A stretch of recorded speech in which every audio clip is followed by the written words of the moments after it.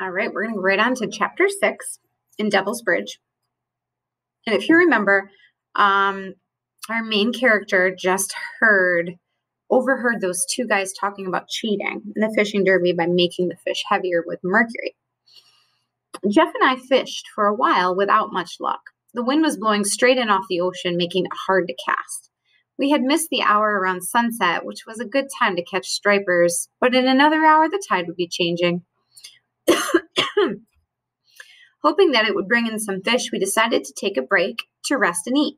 The sky was dark and starry, and an almost full moon was rising at our backs. I gathered some driftwood and made a fire. We sat on either side of it, eating our sandwiches and looking out at the water. Right now, those guys are probably weighing in that fish, I said with disgust. I hope they get caught.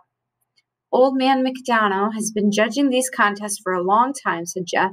It'd be tough to get something past him.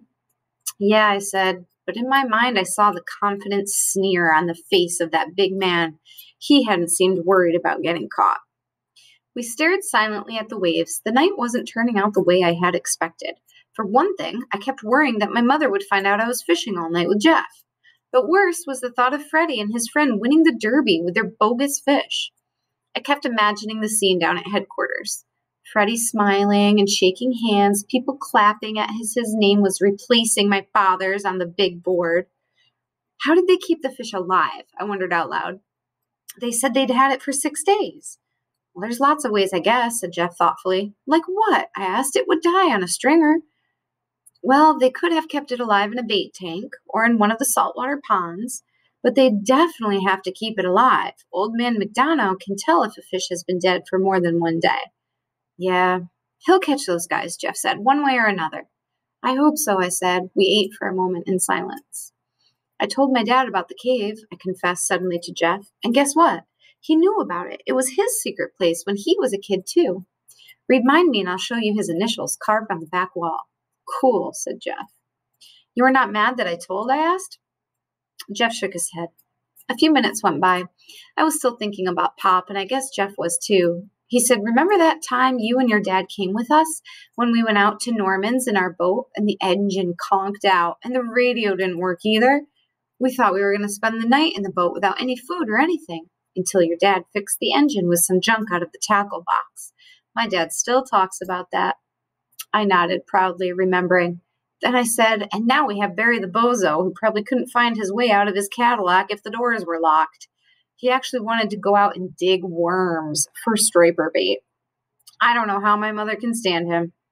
Jeff seemed to hesitate and shifted on the sand. My mom says Barry's nice, even if he's different from your dad. I snorted. She says it's good your mom is seeing Barry. Mom said maybe it'll help her, get over your dad. Get over him, I said with disgust. Maybe Mom could get over Pop. She could spend all her time with stupid Barry Lester acting as if she'd forgotten about Pop, but I couldn't. All of a sudden, I could hear Mr. Nixon, the school psychologist Mom had made me talk to. I could hear his voice sounding really sorrowful, saying, life gives us some tough knocks sometimes, Ben, and we just have to move on. Sure, just move on, as if Pop had never existed. There were times when I half expected to see him at the breakfast table finishing his coffee and pulling on his high black boots and yellow slicker pants. Then would come the slow, dark realization that nothing was the way it used to be, that I'd never see Pop again. I started to tell Jeff about it, but I stopped, feeling embarrassed. We didn't usually talk about stuff like that. I was glad it was nighttime so Jeff couldn't see my face. Instead, I said, now Mom acts like fishing is some kind of dirty word. Sometimes I think about what it would be like if my dad died and Jeff stopped, shaking his head. I felt as if I had a number 3 lead sinker stuck in my throat. I couldn't answer. The wind had died down, and in the silence between waves, I heard a soft pop. Did you hear that? Jeff asked excitedly. I was already on my feet. That was a striper if I ever heard one, I said, running to get my rod. Jeff was right behind me. We stood together at the water's edge, barely breathing, listening. There it was again, the unmistakable sound of a fish, feeding on the surface. I felt a shiver of anticipation, and my eyes scanned the water in the direction of the sound. The moon was just high enough for each wave to catch a little light and carry it into shore. There, I whispered to Jeff, pointing with my rod.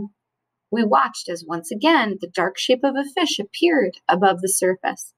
We didn't start casting right away, but stood watching and listening.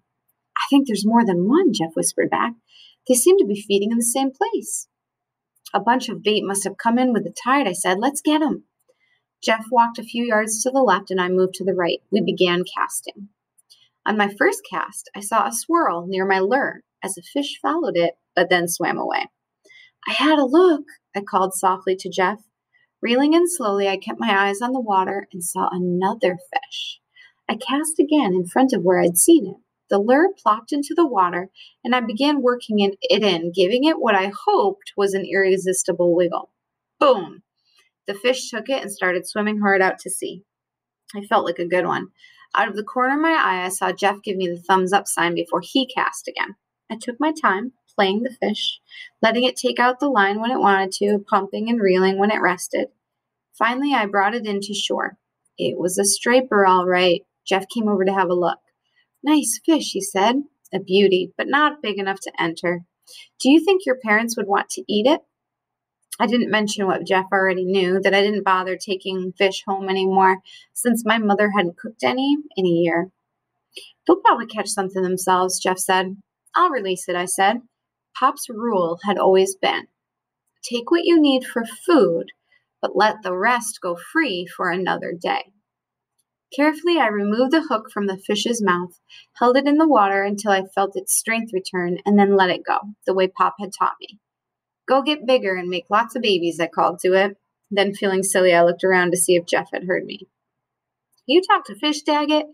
As he moved up the beach, he added, I thought I was the only one crazy enough to do that. The fishing was great for the next few hours. It seemed like either Jeff or I had one on at all the time.